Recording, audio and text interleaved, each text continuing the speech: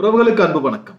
சீதமல் Sa Re Ga Ma Pa season 5 அதனுடைய தனித்துவமான standard quality, அதனுடைய அடையாளத்தினை அண்மை காலமாக இழந்து வருகின்றதா என்ற கேள்வி எனக்குள்ளே பல நாட்களாக ஓடிக்கொண்டிருக்கின்றது. ஸோ இதற்கு ஒரு தீர்வாகத்தான் இந்த ஒரு காணொலி, என்னுடைய கேள்விகளை உங்களுடன் நான் பகிர்ந்து கொள்ள போகின்றேன். உங்களுக்கு இந்த சந்தேகங்கள் ஏற்பட்டிருந்தால் தயவு செய்து உங்களுடைய கருத்தை என்னுடைய கமெண்ட் செக்ஷனில் பதிவிட்டு செல்லுங்கள்.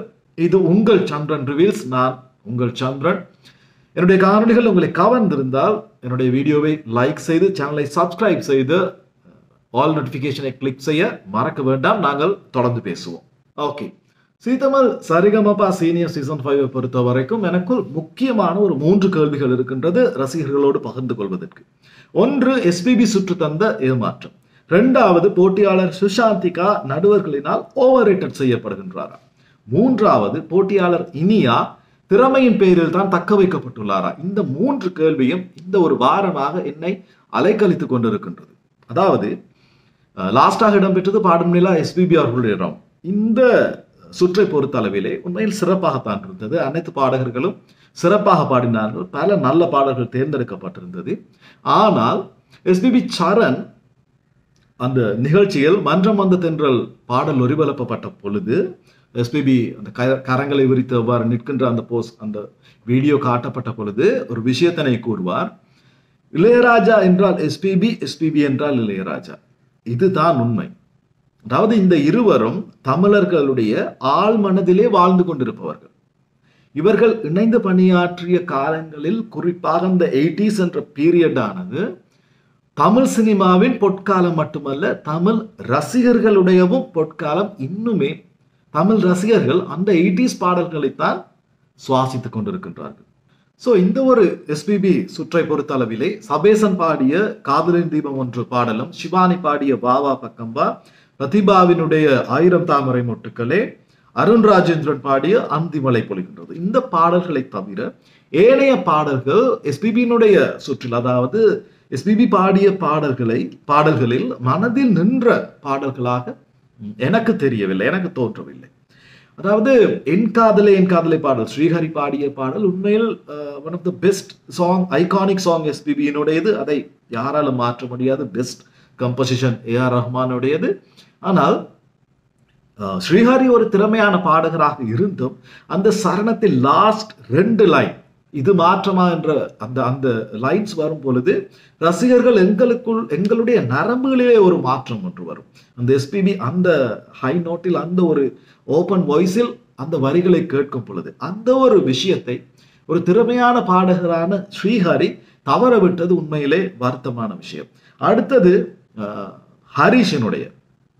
ஹரிஷ் பாடிய மின்னலே நீ வந்ததே நடி பாடல். இந்த பாடல் கூட இந்த வயலின் போர்ஷனுக்காகவே கேட்கக்கூடிய ஒரு சிறப்பான பாடல். ஆனால் ஹரிஷனுடைய குரல் வளத்தை பொறுத்தவரை இந்த ஒரு பாடல் ஹரிஷினால் சிறப்பாக பாடப்பட்டதா என்பது ஒரு கேள்வியாகத்தான் எனக்குள்ளே இருக்கின்றது. ஸோ இதை விட இன்னும் சிறந்த பாடல்களையோ அல்லது தங்களால் பாடக்கூடிய எஸ்பிபியினுடைய பாடல்களையோ இவர்கள் தெரிவு செய்திருக்கலாம் என்பது தான் என்னுடைய ஒரு தனிப்பட்ட கருத்தாக இருக்கின்றது. அதாவது பாடும் நிலா எஸ்பிபி பாலசுப்ரமணியம் அவர்கள் பாடிய எத்தனையோ ஐகானிக் சாங்ஸ் இருக்கின்றது, எத்தனையோ பாடல்கள் இருக்கின்றது. அதிலும் அதாவது அந்த பாடல்களை தவிர்த்தவர்கள் சில குறிப்பிட்ட பாடல்களை தேர்வு செய்தது என்பது ரசிகர்களுக்கே ஒரு ஏமாற்றமான ஒரு விஷயமாகத்தான் இருக்குது. அதாவது உதாரணமாக சில பாடல்களை நான் கூறுகின்றேன்.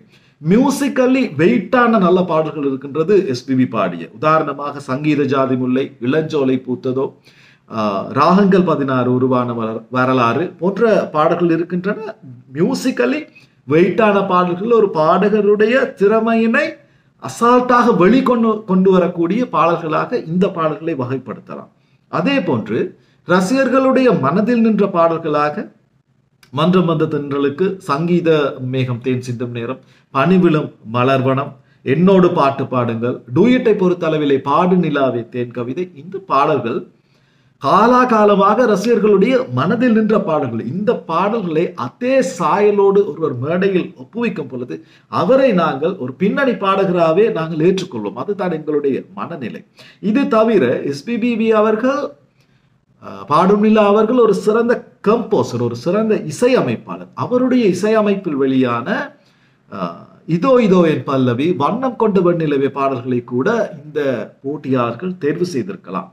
இவ்வாறான பாடல்களை தெரிவு செய்திருந்தால் நிச்சயமாக இந்த எஸ்பிபி ரவுண்ட் இதைவிட களை கட்டிய ஒரு சுற்றாக இருந்திருக்கும். இதைவிட ரசிகர்கள் விரும்பி ரசித்த ஒரு சுற்றாக இது இருந்திருக்கும். ஆனால் ஏனோ தெரியவில்லை, பாடல் தெரிவுகளை பொறுத்த அளவில் இந்த எஸ்பிபி சுற்றில் ஏதோ ஒரு குறை இருக்கின்றது.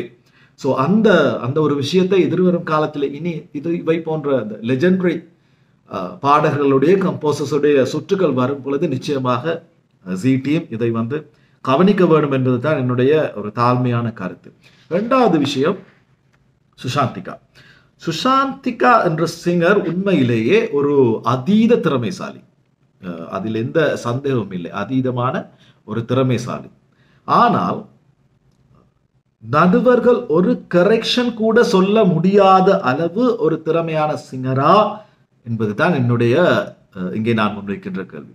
அதாவது கடந்த வாரங்களில் இடம்பெற்றது தேவாவினுடைய சுற்று, தேனிசை தென்றல் தேவா. அதிலே காதல் கோட்டை திரைப்படத்தில் இடம்பெற்ற காலமெல்லாம் காதல் வாழ்க என்ற பாடலை பாடினார்.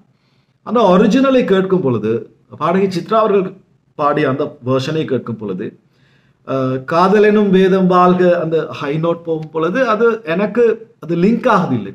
எனக்கு சுஷாந்திகாவினுடைய வேர்ஷனும் பாடகி சித்ராவினுடைய வேர்ஷனும் கேட்கும் பொழுது இரண்டுக்கும் இடையிலே நிறைய வித்தியாசங்கள் இருப்பதாக தெரிகின்றது. தயவு செய்து மியூசிக்கலி தெரிந்தவர்கள் இந்த காணொலியை பார்த்தால் இந்த ஒரு விஷயத்தை எனக்கு கிளியர் பண்ணுங்கள், என்னுடைய சந்தேகத்தை தீர்த்து வையுங்கள். தவிர சுஷாந்திகா ஒவ்வொரு நோட்டையும் கிளியராக பாடக்கூடிய ஒரு சிறந்த பாடகி, அதில் எந்த சந்தேகமும் இல்லை. ஆனால் ஒரு பாடலினுடைய ஒரிஜினல் ஃபீலை சுஷாந்திகா கொண்டு வருகின்றாரா, கரெக்ஷன் சொல்வதற்கு எதுவுமே இல்லையா என்ற பல கேள்விகள் சுஷாந்திகாவை பொறுத்தவரை எனக்கு இருக்கின்றது. அடுத்தது இனியாவை பொறுத்த அளவிலே தேவயானி ராஜகுமாரன் எனும் செலிபிரிட்டி மகள். இந்த ஒரு காரணம் தானா இந்த போட்டியிலே இன்னும் தேவயானியினுடைய மகள் இனியாவை தக்க வைத்திருக்கின்றது என்று கேட்டால் அவ்வாறும் சொல்ல முடியாது. என்று சொன்னால் இனியாவினுடைய குரல் வளத்திற்கு பொருத்தமான பல பாடல்கள் இருக்கின்றன. அந்த பாடல்களை இனியா சிறப்பாகத்தான் பாடினார். அண்மையில் கூட ஹலோ மிஸ்டர் எதிர்கட்சி என்ற பாடல் அவரால் சிறப்பாகத்தான் பாடப்பட்டது. ஆனால் காற்றில் வரும் கீதமே என் கண்ணனை அறிவாயா என்ற பாடல் மூலம் பிளாட்டினம் பெர்ஃபார்மன்ஸ் வழங்கிய தரங்கினி சௌக்கியமா கண்ணை சௌக்கியமா என்னும் கடினமான ஒரு பாடலை பாடி நிகழ்ச்சியிலிருந்து வெளியேறுகின்றார்.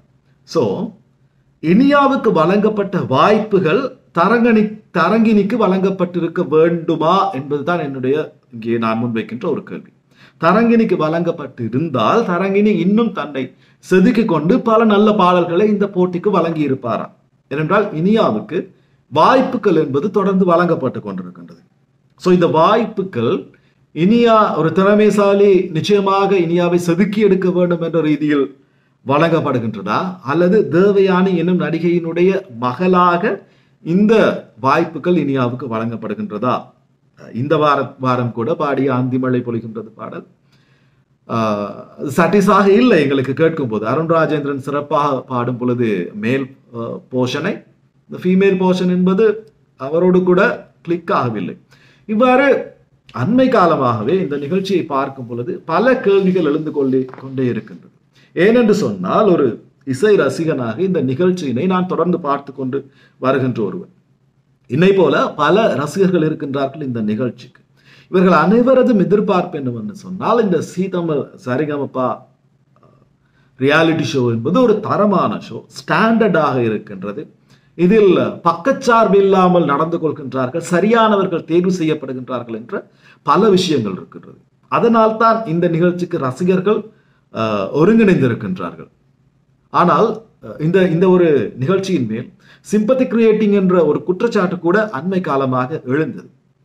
ஸோ இந்த ஒரு நிலையிலே இந்த நிகழ்ச்சியினுடைய பாடல் தெரிவுகளும் போட்டியாளர்களுக்கு வழங்கப்படுகின்ற கமெண்ட்ஸ்களும் சில பக்கச்சார்பான விடயங்களும் தொடர்ந்து நடந்து கொண்டிருந்தால் இந்த நிகழ்ச்சி ரசிகர்களினால் ஒருவேளை எதிர்காலத்தில் நிராகரிக்கவும் கூட படலாம்.